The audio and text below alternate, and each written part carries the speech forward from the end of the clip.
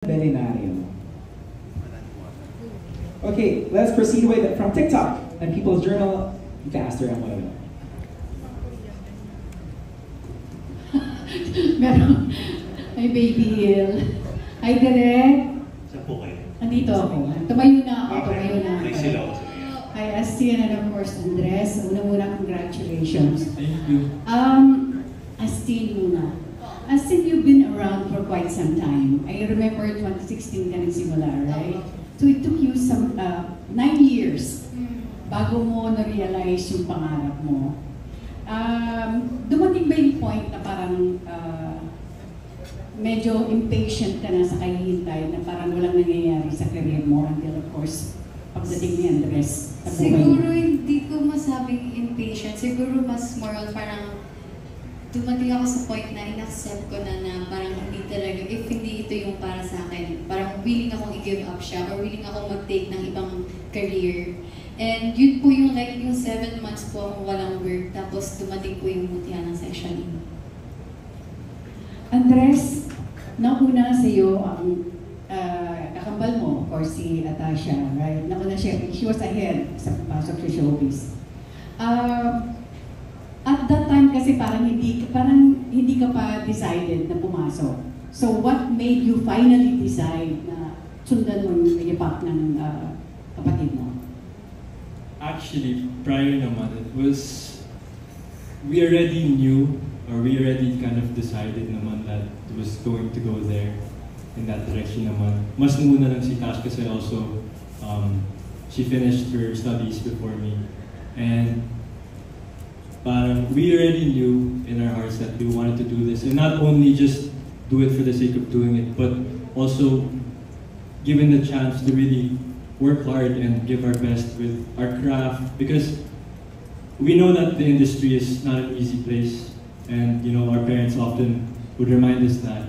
But we both knew deep in our hearts that if we just work hard enough and really gave our effort, talagang maybe sana if the Lord would give it, like things could happen naman. And buti na lang naman, I'm so grateful and really I feel blessed na me and Tasha have been able to, you know, achieve some things in the time being that we've been. Para sa inyong dalawa, posible bang ma-inlove kayo sa isa't isa?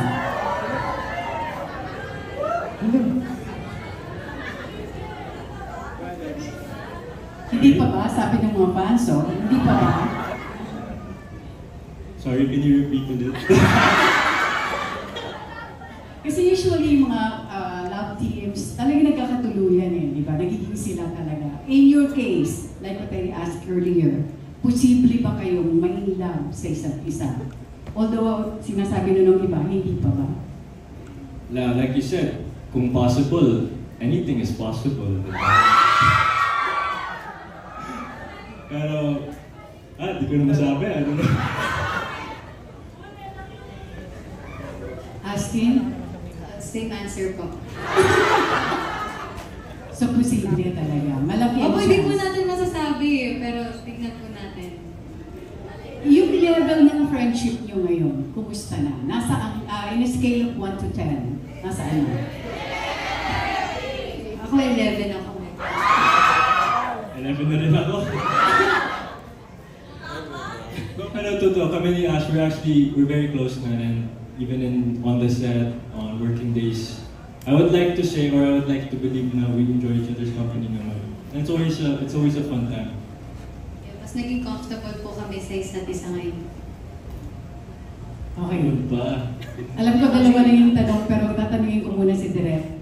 Direk, while doing this movie, sabi mo nga may Anthony magic, Anthony chemistry, but of course, meron pa rin kayong napapansin sa kanilang dalawa. Working with this two, kasi first time nyo silang na direct. Well, si Ashley nakatrabaho ko na before, so hindi na ako surprised sa kanya. Si Andres actually, di ba naalala mo yung meron tayong scene na kailangan mong umiyak? Spoiler! Naalala ko bakit na kailangan mong umiyak. To be honest, na-surprise ako kay Andres kasi I had this thinking na may assumption ako na hindi siya nakakaiyak. Pero nung take 1 pa lang, binigay na talaga niya. surpassed my expectations. Balikan lang kita, Andres. Ano ang pinaghuhutan mo dun sa iyak scene na yun? Para sa akin, I think really it's really the scene. Talagang, kasi malalim talaga yung scene at kahit yung lines ko doon, talagang na-feel ko nung sinasabi ko. Kaya it was easier for me to release those emotions because I really felt the lines as I was saying it. Lastly, kasi kayong dalawa ang bida sa pelikula nito. This is your first movie together. Wala bang pressure na nararamdaman sa inyong dalawa? Kasi kayong magdadala ng pelikula eh. Ako po nung una, nung nagkaroon kami ng 12 million views sa first teaser, parang doon po pumasok yung pressure sa akin. Parang na-realize ko doon na hala, taas na expectation ng mga tao. Pero nung na-realize ko po na napapasukan na ako ng pressure, kasi hindi ako nakaka-work ng maayos kapag under pressure ako, mas hindi ko nagagawa ng maayos yung trabaho ko. So, tinigil ko po agad siya, mas nag-focus po ako doon sa mga dapat po namin gawin. Andres?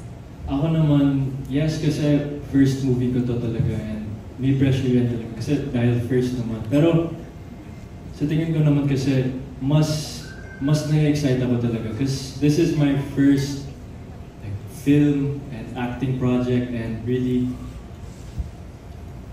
kahit noon pa naman nung bata pa ako, I always dreamed na one day I'd be on the silver screen and jumping from teleserye, from a series to now the silver screen, I can say that I'm in the middle of one of my dreams. And so for me, parang it's much more of excitement than pressure. But the pressure is definitely there and importante din yung pressure, if you want to do a good job and produce good work, you need the pressure in. Thank you so much and congratulations. Thank you. Thank you. Maraming salamat po kita, Sir Moyo. Next, let's proceed. Ang sweet, ang nakakakilig, di ba? O, wala pa yung bata pagbigyan, kaya inuulit ko. Kailangan niyo panoorin yung movie. So, merong kissing scene? To be announced. Parang nabigla yata si Andres at saka si Astin sa sinabi nila. Parang natigilan sila. Direct, secret ba yung kissing scene? Kasi wala rin kami nakita doon sa mga naunang teaser. Parang wala. Wink. Bakit parang hindi ka sigurado, direct? Eh, ikaw nag-direct? Kailan panoorin, siyempre para makita. Pero, dili na lang ako mag-talk. So, kailangan talaga, ngayon ba available ng tickets? September 24 Yes siya. po.